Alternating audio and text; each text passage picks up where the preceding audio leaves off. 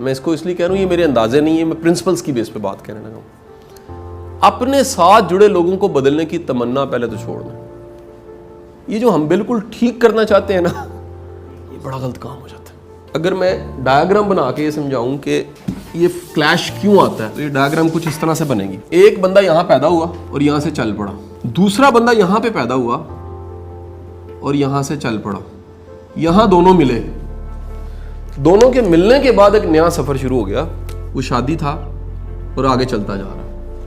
سر اس کا back ground کچھ ہے, اس مقام سے آنے سے پہلے حالات کچھ ہیں, کوگنیٹو کچھ ہے, ماحول کچھ ہے, تربیت کچھ ہے, علم کچھ ہے, اس کا کچھ ہے.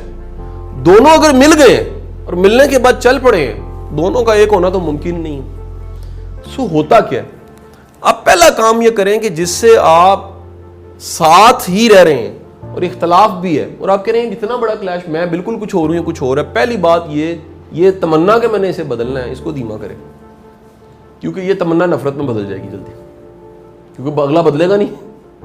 آپ بات نہیں سمجھے, کہتے جی میرے مطابق نہیں ہے. بھائی میرے مطابق تو صرف جیو میں ہی ہوتا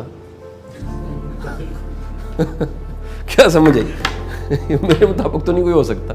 کیا خیال ہے جی, یہاں مجھے اچھا نہیں کہتے تو پاجی پھر نام ہی اچھا رکھ لو, کیونکہ سارے تانوں اچھا کہنے تو ایک ہی صورت ممکن ہے کہ تسی اپنا نام ہی اچھا رکھیا ہے, ادروائز تو پاسبل نہیں ہے. پہلی بات. دوسری بات, اپنے نیکی کے عمل کو منقطع نہ کرے. سٹیپ نمبر 2 کیا ہو گیا جی, یہ پرنسپلز ہیں. اپنے نیکی کے عمل کو منقطع نہ کرے, کسی بھی صورت. آپ نے برا نہیں ہونا, اچھا نصیحت روک دیں. اب کلیئر کٹ یہ ایک ایسا وقت ہے جس میں آپ نے عمل سے ہی ثابت کرنا ہے اور صبر سے ثابت کرنا ہے کہ میں ٹھیک ہوں. کیا میں نے کہا جی, عمل اور صبر. ہاں سر رستہ ہی کوئی نہیں ہے. ہم غلطی کیا کرتے ہیں, ہم کہتے ہیں جی اچھا جس کا نام ہم نے صبر رکھا ہوتا وہ صبر نہیں ہوتے. جتنا ہم نے ڈنڈورا پیٹا ہوتا وہ گلے شکوے ہوتے ہیں. شرط پہلی تو صبر کی ہوگی کہ گلے شکوے کوئی نہیں, آپ اور رب کے بیچ میں. اب آپ نے صبر کیا اور اپنا عمل استقامت سے جاری رکھا, سر خبر کوئی نہیں ہے وہ اس مقام پہ یہ والا بندہ جس کو ریڈ میں نے کہا ہے وہ ویسا ہو چکا ہو کہ آپ اس کے لیے دعائیں کریں, یار کیا اللہ کا ولی ہے, یار یہ زیادہ بڑی نیکی ہے. آپ بدگمان نہ اس کے بارے میں, اللہ کرم کرنے والا ہے, اس کے لیے دعا کریں. آپ نے پارٹنر کو میں نے بتایا تبدیل کرنے کا پہلے تمنا ہی نہیں ہونی چاہیے, ایز اٹ از قبول کر لیں. ہمیں وہ پریکٹس کروائی جاتی تھی میڈیٹیشن میں, جو آل از ویل ہے نا اس کا ڈائلاگ, اس کو وہ کہتے تھے یار جو کچھ ہے وہ ایز اٹ از قبول کر لیں بس. سر جو کچھ اس وقت ہو رہا ہے نا ایکوریٹ ٹھیک ہو رہا ہے, یعنی اس کے اتنے پہلو ہیں اس بات کے, جو کچھ آپ کے ساتھ ہو رہا ہے نا سر بالکل ٹھیک ہو رہا ہے. این جی ہونا چاہیے تھے جو میرے نال ہو رہے تھے بالکل ٹھیک ہو رہے, اٹس ایکوریٹ. یعنی اس پہ میں زور, میری جو بے بسی کی حد شروع ہو رہی ہے, ایکوریٹ, اس کو ایز اٹ از قبول کر دیں. اچھا جیسے ہی آپ قبول کریں گے یہ تمنا بھی ختم ہوگی کہ میں نے بدلنا تھا, سب چیزیں بدلنی شروع ہو جاتی ہیں. نہیں بات سمجھے.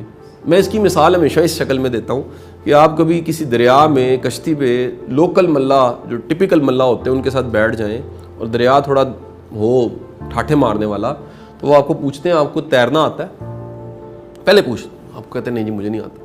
وہ کہتے ہیں سر اگر جے تسی ڈگے تسی سانو نہیں پڑھنا, اسی تانوں بچا لیں گے, اسی تانوں بچا لیں گے, سانو نہ پڑھنا.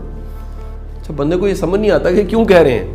اللہ نہ کرے آپ گر جائیں اور بچانے والے آپ کو بچانا چاہے لیکن آپ ان کو جھڑپیں پکڑیں, وہ بھی ڈوب جاتے ہیں.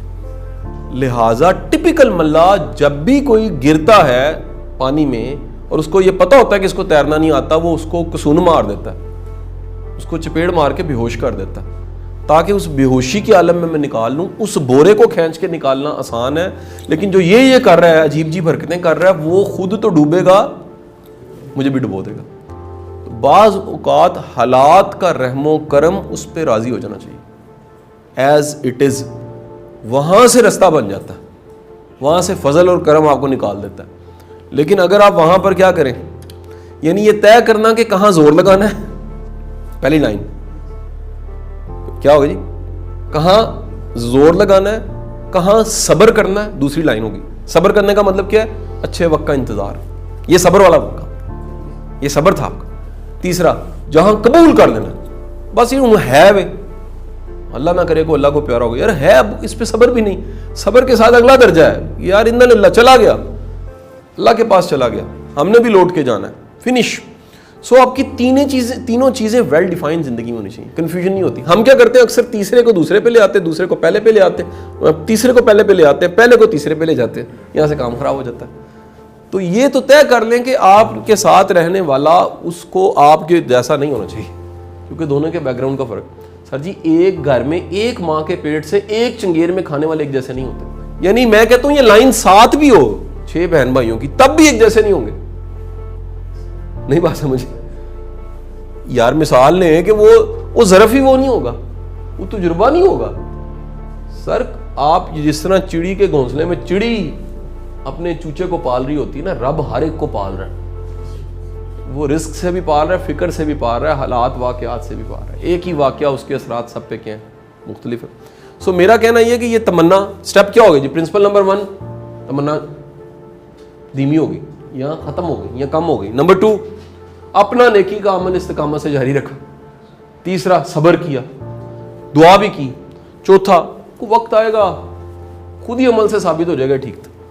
نہیں بات سمجھ، آپ تمنا سے ہی آزاد ہو گئے تو کیا ہوگا سر؟ آپ بیسیکلی 0 لائن پہ آ گئے اور وہ ہو گئی لاٹری. لیکن آپ نے تمنا کی ہوئی تھی تو ہوئی، آپ نے کہا میں تو چاہ ہی رہا تھا. تو میرا خیال ہے کہ یہ تمنا دراصل باقی سر دیکھے عورت اور مرد کا بائی ڈیفالٹ فرق ہے، اس کو میں ڈسکس کرتا رہتا ہوں. بائی مزاج بائی ڈیفالٹ دونوں کسی اور جزیرے کی مخلوق ہے. یہ کوئی برا نہیں ہے کہ وہ کچھ ہو رہا ہے، وہ یار یہ فرق ہی کی وجہ سے تو دونوں اکٹھے ہیں، اس فرق کی وجہ سے ساری کائنات ہے.